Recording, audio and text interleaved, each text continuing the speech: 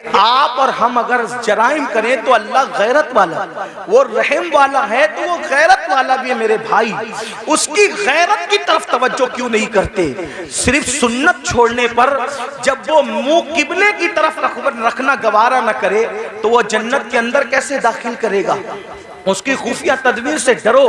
कि दुनिया में पहली और आखिरी बार आए हो, मुशरिकीन को देखकर, मुनकरीन इस्लाम को देखकर उनकी तरह नंगा नाच न करो, उनकी तरह जुल्म न करो, उनकी तरह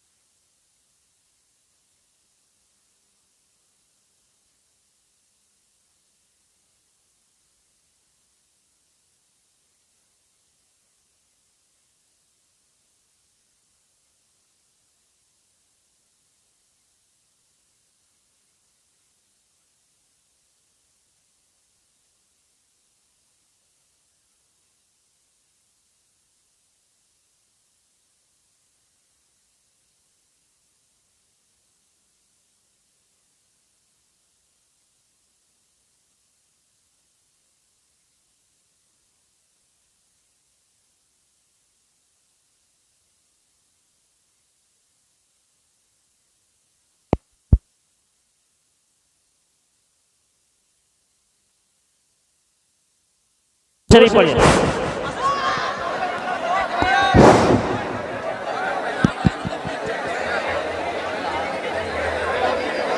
एक बार दुरूद शरीफ पढ़ने सब मिलकर। अल्लाहुम्मा सल्ली अला सय्यदिना व मौलाना मुहम्मदिन मादिनिल जूदी वल करम।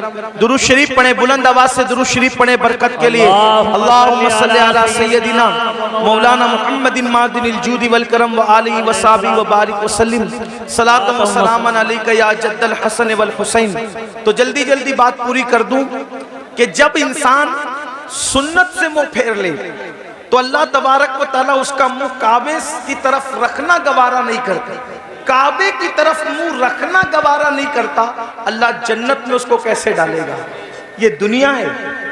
इस दुनिया में आदमी जितने चाहे जराइम कर ले और फिर अल्लाह अकबर, जो गुनाहे कबीरा है, गुनाहे कबीरा, उसमें खास तौर पर हराम लुक्मे का खाना और उसी के साथ नशा करना, शराब पीना। आज नशा मुस्लिम सोसाइटी के अंदर सोची समझी साजिश के तहत प्रमोट किया जा रहा है। कौन लोग प्रमोट कर रहे हैं हमें नहीं पता। इंशाअल्लाह हमारे मुल्क की जो इदारे हैं, जासूस इदारे, वो उसकी तहकीक करेंगे कौन है दुश्मन मुल्क और मिल्लत का, ये बात तय होगी बाद में। लेकिन खास तौर पर मुस्लिम समाज में नशे को प्रमोट किया जा रहा है। जो बाप हैं, जो सरपरस्त हैं, जो जिम्मेदार हैं, वो ध्यान से सुने कि बाज़ाब्ता तौर पर वो बच्चे जो अच्छे ज़हीन बच्चे हैं, जो तालीम के लिए बहुत ज्यादा होशियार हैं, ऐसे बच्चों को टारगेट किया जाता है और उनको पहले फ्री में एमडी और उस जैसी दवाइयां चटाई जाती है, उनसे पहले दोस्ती की जाती है, फिर उनको वो चटाया जाता है। एक दो बार जब इंसान उसको चाटता है और फिर नींद गहरी आती है और उसके जो असरात होते हैं, फिर इंसान अब उसको हासिल करने की कोशिश करता है, तो फिर महंगे से महंगे दाम में उसको बेचा जाता है। तो पैसा भी बर्बाद, जिंदगी भी बर्बाद। ऐ मुसलमानों, अपने बच्चों को कीमती से कीमती लिबास दो, अपने बच्चों को अच्छे से अच्छा खिलाओ, अपने बच्चों के हर शौक पूरे करो, लेकिन उस पर औकाब की तरह नजर रखो कि तुम्हारे बच्चे किसकी सोहबत में बैठते हैं, किसके पास बैठते हैं, किसके साथ रहते हैं। याद रखना, मुसलमानों के टैलेंट से लोगों को बहुत खौफ है, इसलिए कि ये मुल्क ही नहीं बल्कि दुनिया के तमाम ममालिक पर अगर सैकड़ों साल अगर किसी ने हुकूमत की है तो वो सिर्फ ला इलाहा इल्लल्लाह पढ़ने वाली कौम है। मुसलमानों को हुकूमत करने का शऊर आता है, मुसलमानों को सियासत करने का शऊर आता है, मुसलमानों को तिजारत करने का शऊर आता है। दुनिया जानती है जिस दिन मुसलमान तिजारत की मंडी में डट जाएगा, किसी माँ ने ऐसा लाल पैदा नहीं किया जो वो मुसलमान का मुकाबला कर सके। जब हम ताजिर थे, हमारे मुकाबले में कोई ताजिर नहीं था। जब हम सियासत कर रहे थे, हमारे मुकाबले में कोई सियासतदान नहीं था। हम इल्म के मैदान में डटे थे, हमारे मुकाबले में कोई नहीं था। दुनिया के सारे इंसान बगदाद में और मिस्र में हमारे दरवाजों पर कासे गदाई लेकर इल्म की भीख मांगा करते थे। हाँ हाँ, हम ही थे जो लोगों को जागीरे भीख में अता करते थे, हम ही थे जो लोगों को माला माल करते थे। ऐ मेरी कौम के जवानों, लोगों को तुम्हारे टैलेंट से खतरा है, इनको पढ़ने मत दो, इनको आगे बढ़ने मत दो, इनको तिजारत करने मत दो, इनको जो है माश और मैशत की तरफ आगे बढ़ने मत दो, इनको गानों का आदी बना दो, इनको गेम का आदी बना दो, इनको नशे का आदी बना दो, इनको शराब का आदी बना दो। जालिमों, अपनी जिम्मेदारियों को महसूस करो। ये खिलौना मोबाइल का जो तुम्हारे हाथ में दे दिया गया है और अलग अलग गेम्स तुम्हें ला करके दे दिए गए हैं, कब तक गेम में डूबे रहोगे? गेम में मुब्तला करने वाले तुम्हारे खैर खान नहीं है, ये तुम्हारे मुस्तकबिल को तबाह कर देना चाहते हैं। नशे में डुबाने वाले तुम्हारे खैर खान नहीं है, ये तुम्हारे मुस्तकबिल को बर्बाद कर देना चाहते हैं। ऐ मेरी कौम के जवानों, हम गेम खेलने वाले लोग नहीं हैं, हम गेम खेलने वाले लोग नहीं हैं, हम तो नाखूने तदबीर से उम्मत की बिखरी हुई जुल्फों को संवारने वाले लोग हैं, हम तो कौमों के मुस्तकबिल को ताबनाक बनाने वाले लोग हैं। नौजवान किसी कौम का सरमाया होता है, अगर नशा करोगे खुद की फिक्र नहीं होगी, माँ बाप की फिक्र क्या करोगे? नशा करोगे खुद की फिक्र नहीं होगी, औलाद की फिक्र क्या करोगे? नशा करोगे खुद की फिक्र नहीं होगी, अपनी कौम की फिक्र क्या करोगे? मुसलमान नौजवानों, हमारा जवान खुद भी बढ़ने वाला है, कौम को भी आगे बढ़ाने वाला है। फिक्र करो, अपनी कौम को आगे बढ़ाओ। जानते हैं, जब तक नशा हमारे समाज में नहीं था, कौम इतनी गरीब नहीं थी। आज एक सर्वे बताऊं, पूरे हिंदुस्तान में मैं हुजूर अलैहिस्सलाम की नालैन के सदके जाता हूं, अमीरों के यहां भी रुकता हूं, गरीबों से भी मेरे ताल्लुकात है। आपको बताऊं, आज हर बाप की शिकायत यह है कि बूढ़ा बाप कमा रहा है, जवान लड़के नहीं कमा रहे। जवान लड़के फजूल घूमते हैं, टी शर्ट पहन लिया, जींस पहन लिया, अच्छी बाइक पर, नंगा नवाब, किले पे घर, यानी उसके जैसा कोई नहीं। मुसलमानों, अपने बूढ़े बाप पे बोझ मत बनो। गेम की वजह से, नशे की वजह से फजूल दोस्तों की वजह से जो जवान अपने माँ बाप पे बोझ है उसका तो कोई शुमार ही नहीं। अगर नफली नमाजें भी तुम्हें अपने माँ बाप पे बोझ बना दे, इस्लाम उसको भी पसंद नहीं करता। मैं जिम्मेदारी से अर्ज करता हूँ, हालांकि नमाज मेरा टॉपिक है, मैं जब भी किसी जगह गुफ्तगू करता हूँ बगैर नमाज की फजीलत के मैं उन्वान मुकम्मल नहीं करता, मैंने अपने ऊपर लाजिम कर रखा है। लेकिन एक बात कहूँ, फारूक आजम के दौर में एक जवान था जो रात दिन मस्जिद में पड़ा रहता था, वो फारूक आजम थे। फारूक आजम थे, किसी की रियायत कभी नहीं की।